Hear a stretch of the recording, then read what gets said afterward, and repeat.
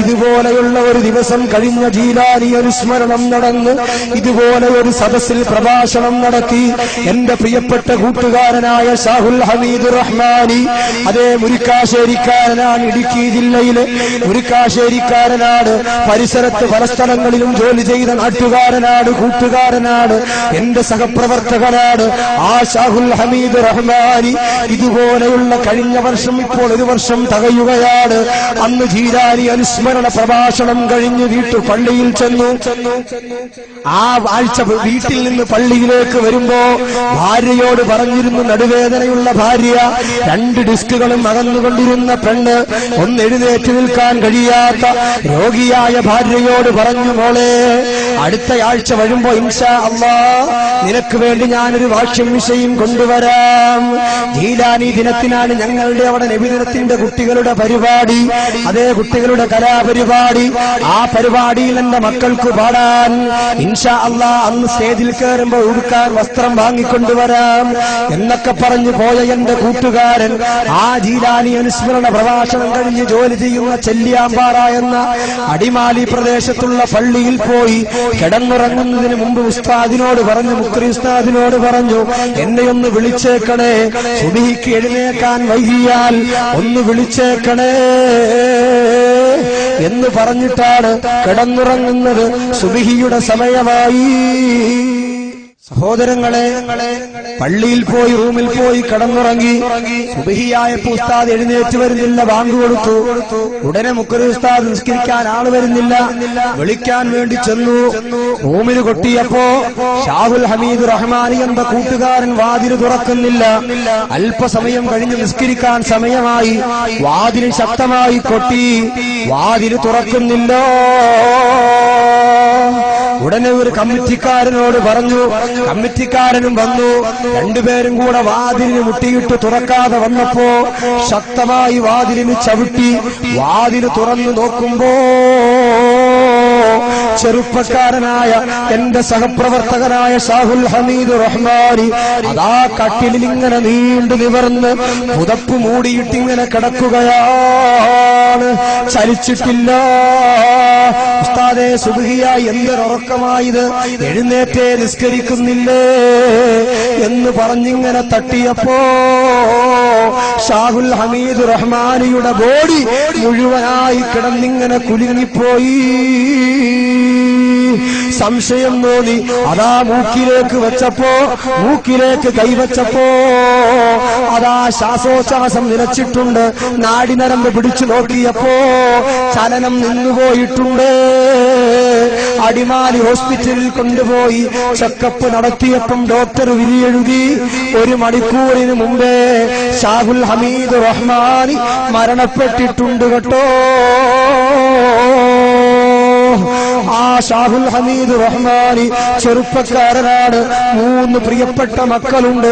അല്ലാഹു ആ പ്രിയപ്പെട്ട കൂട്ടുകാരന്റെ, നാട്ടുകാരന്റെ, സഹപ്രവർത്തകന്റെ ഖബറിലെ ജീവിതം സന്തോഷത്തിലാക്കുമാറാവട്ടെ. എന്റെ പ്രിയപ്പെട്ട സഹോദരങ്ങളെ, ഒരു കുറഞ്ഞ സമയം കൂടിയേ എനിക്ക് സമയം അനുവദിച്ചിട്ടുള്ളൂ. ഞാനൊന്ന് പറയട്ടെ, നിങ്ങളൊന്ന് ശ്രദ്ധിച്ചു കേൾക്കണേ. ആ കൂട്ടുകാരന്റെ ജനാസ മുരിക്കാശ്ശേരി പള്ളിയുടെ ഖബർസ്ഥാനിലേക്ക് കൊണ്ടുവരുന്നതിന്റെ മുമ്പ് വീടിന്റെ മുറ്റത്ത് വെച്ചപ്പോ 10,000-കണക്കിന് ജനങ്ങൾ തടിച്ചുകൂടിയപ്പോ എന്റെ മാത്രം പ്രായമുള്ള, അല്ലെങ്കിൽ എന്നേക്കാൾ 2 വയസ്സ് മാത്രം മൂപ്പ് പ്രായമുള്ള, കൂടുതൽ പ്രായമുള്ള ആ ഷാഹുൽ ഹമീദ് റഹ്മാനിയുടെ ജനാസ ഇങ്ങനെ വീട്ടിലിങ്ങനെ വീടിന്റെ മുറ്റത്ത് കിടന്നപ്പോ അതാ ജനങ്ങളെ വകഞ്ഞു മാറ്റി 7 വയസ്സുകാരനായ കുട്ടി മുന്നോട്ട് വരികയാണ്. വിതുമ്പുന്ന ചുണ്ടുകളോട് ഓടി വന്നുകൊണ്ട് അതാ ജനങ്ങളെ വകഞ്ഞു മാറ്റി. പ്രിയപ്പെട്ട ഷാഹുൽ ഹമീദ് റഹ്മാനിയുടെ മുഖത്തുണ്ടായിരുന്ന തുണിയെ മെല്ലയതാ പിടിച്ചങ്ങ് മാറ്റി. ആ നെറ്റിത്തടത്തിലേക്ക് ചുണ്ടങ്ങമർത്തിയപ്പോ ഉറ്റുനീയുടെ കണ്ണുനീരുകൊണ്ട് ഹമീദ് റഹ്മാനിയുടെ കണ്ടടം നിറഞ്ഞുപോയി. മുഖത്തേക്ക് കണ്ണുനീരുറ്റി വീഴുകയാണ്. ഉപ്പീ ഉപ്പീ മറ്റന്നാൾ ജീലാനി ദിനമാണ്, സ്റ്റേജിൽ പാട്ടുപാടാനുള്ളതാണ്. എനിക്ക് പുതിയ ഉടുപ്പ് വാങ്ങിത്തരാമെന്ന് പറഞ്ഞിട്ട് ഉടുപ്പെവിടെ ഉപ്പി? ഇനി ആര് വാങ്ങിത്തരും ഉപ്പ? നടുവേദനയെടുത്ത പ്രിയപ്പെട്ട ഉമ്മ കട്ടിലിൽ അനങ്ങാൻ കിടക്കാതെ കിടപ്പിലാണ്. എവിടെ വാഷിംഗ് മെഷീൻ? വാഷിംഗ് മെഷീൻ എവിടെ? നിങ്ങളങ്ങ് പോയല്ലോ. അതെ, നോക്കി നിൽക്കുന്നവര് കരയുകയാണ്. അപ്പോഴാണ് ഷാഹുൽ ഹമീദ് റഹ്മാനിയുടെ ജ്യേഷ്ഠ സഹോദരൻ സൈദി ശംസുദ്ദീൻ സൈദി ഒരു 2.5 വയസ്സുള്ള വേറെ ഒരു കുട്ടിയെ കൊണ്ടുവരുന്നു. ആ കുട്ടിയെ കൊണ്ടുവന്ന് വാപ്പാന്റെ മുഖത്തു നിന്ന് തുണി മാറ്റി ഉപ്പാന്റെ മുഖത്തേക്ക് ആ കുഞ്ഞു മകനെ അടുപ്പിച്ചപ്പോ മരിച്ചു കിടക്കുന്നത് വാപ്പയുടെ ജനാസയാണെന്നറിയാതെ, ഇത് വാപ്പയുടെ അവസാന യാത്രയാണെന്നറിയാത്ത ആ കുട്ടി ആ പ്രിയപ്പെട്ട കൂട്ടുകാരന്റെ താടിയിൽ പിടിച്ചു വലിച്ചപ്പോ, മുഖത്തിങ്ങനെ കളിപ്പിച്ചപ്പോ നോക്കി നിൽക്കുന്നവര് മുതിർന്നവരും വിഴുമ്പുകയാണ്.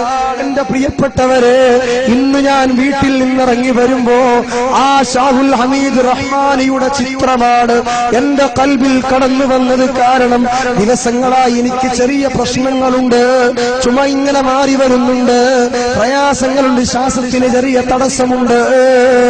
ഇതുപോലെ ഒരു ജീലാനി ദിനത്തിന് എന്റെ കൂട്ടുകാരന്റെ ജനാസ അടിമാലി പള്ളിയുടെ ഖബർസ്ഥാനിലാണെങ്കിൽ ഇന്ന് ഞാൻ വരുമ്പോ എന്റെ മൂത്ത മകൾ ഫാത്തിമത്തു സയാന ഓടി വന്നുകൊണ്ട് എന്റെ കവിൾ തടത്തിൽ ചുംബനം നൽകിയിട്ടല്ലോ. രണ്ടാമത്തെ മകൾ ഹന്നത്തു ഫാത്തിമ ഓടി വന്നെന്റെ ഇടത്തെ കവിളിലും ചുംബനം നൽകി.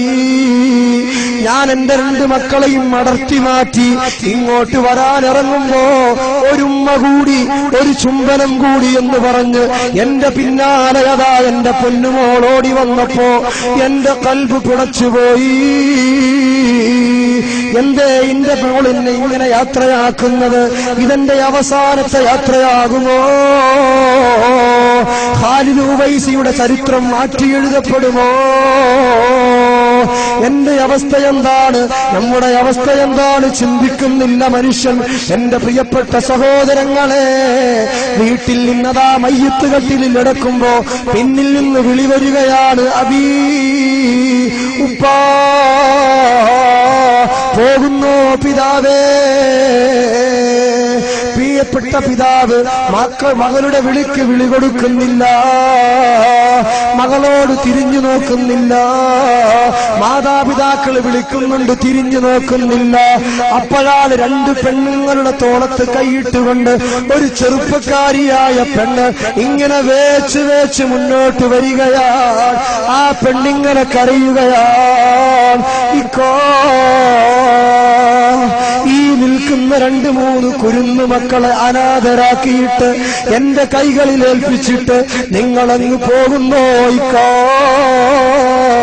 وخلفي كريمات علي بواكيا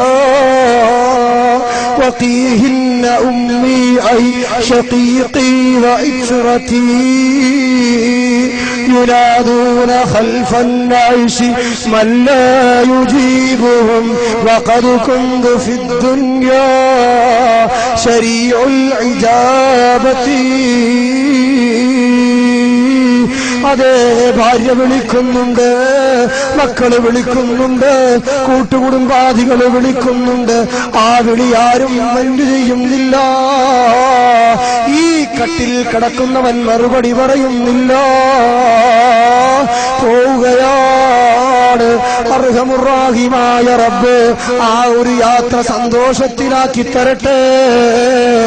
ഈമാനുള്ള മുഅ്മിനായി ചിരിക്കുന്ന പൂമുഖത്തോടെ ആ യാത്ര പോകാൻ നമുക്ക് തൗഫീഖ് ചെയ്യട്ടെ. ബാങ്കിന്റെ വിളി കേട്ടവൻ തിരിഞ്ഞെന്നേ, വിളിക്കാതെ വന്നവൻ ഇന്നിതാ കിടക്കുന്നേ. ചെവിയോട് മറ്റേ ചെവി സലാം പറയുന്നേ. കണ്ണോട് കണ്ണും സ്ഥിതിയിതാണേ പൊന്നേ. പള്ളിയിലേക്ക് കൊണ്ടുവന്നു പോയി, നിസ്കരിച്ചു പോയി. ചുരുക്കി പറയട്ടെ, ഖബറിലേക്ക് എടുത്തുപോയി. സയ്യിദുന ഉസ്മാൻ ഖബർ കണ്ട പിന്നെ ഒഴുകുന്നതാണിരു കൺതടം ക്ഷണം തന്നെ. അതേ പള്ളിക്കാട്ടിലേക്ക് എടുത്തുപോയി. പള്ളിക്കാട്ടിൽ കൊണ്ടുവന്ന് അതാ കുഴിച്ച ഖബറിലേക്ക് വെച്ചുപോയി. ഒരുപാട് പറയാറുണ്ട്, ഞാൻ ചുരുക്കട്ടെ. എന്റെ പ്രിയപ്പെട്ട സഹോദരങ്ങളെ, എന്റെ ഉമ്മമാരെ, പലക വെച്ചു മൂടി, കല്ല് വെച്ചു മൂടി, മണ്ണിട്ടു, മീസാൻ കല്ല് നാട്ടി, 2 കണ്ണ് നാട്ടി, കമ്പ് നാട്ടി, യാസീനോദി ദുആ ചെയ്തു. എല്ലാവരും പിരിഞ്ഞുപോയി. ഇനി ഖബറിൽ ഞാൻ തനിച്ചാണ്. എന്റെ അപ്പുറം ഖബറാളികളുണ്ട്, എന്റെ ഇപ്പുറവും ഖബറാളികളുണ്ട്. എനിക്ക് വേണ്ടപ്പെട്ട പലരും അവിടങ്ങളിലായി കിടന്നുറങ്ങുന്നുണ്ട്.